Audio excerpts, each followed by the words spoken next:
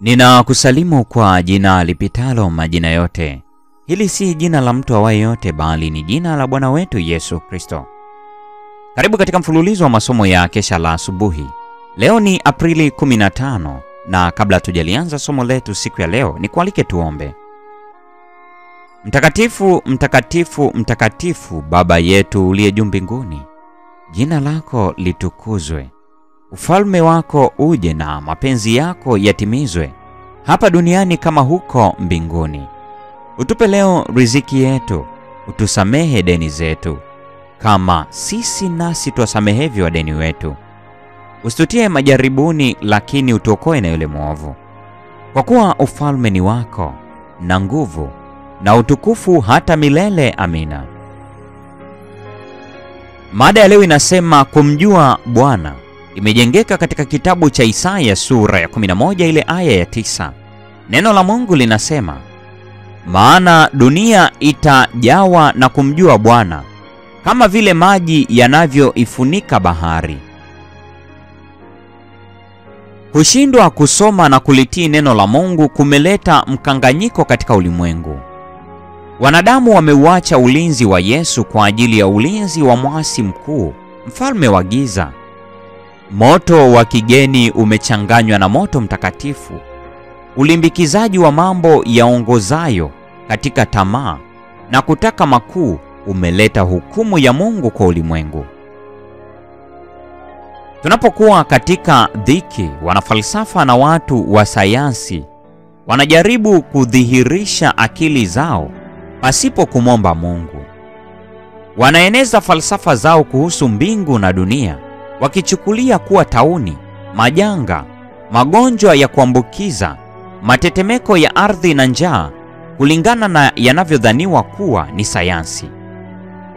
Mada zinazohusiana na uumbaji na majaliwa ya Mungu wanajaribu kuzitatua kwa kusema hii ni sheria ya asili. Kutotii kumekuwa mlango kwa kiwango kikubwa wa maarifa ambayo yangeweza kupatikana kutoka kwenye neno la Mungu.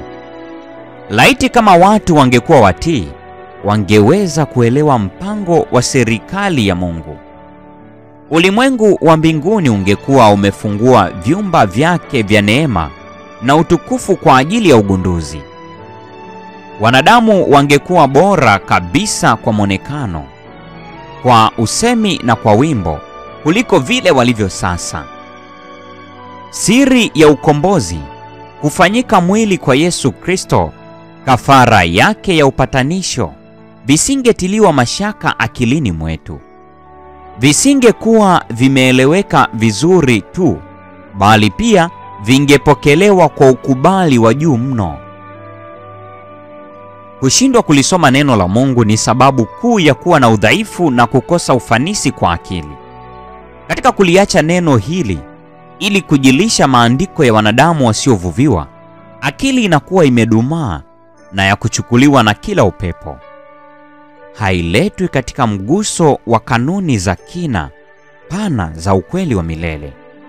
Ufahamu unajirekebisha kwa ufahamu wa mambo ambayo umezoea, na katika kujitolea huku kwa vitu vyenye ukomo unadhoofika, nguvu yake inafungwa na baada ya muda inakuwa haiwezi kupanua.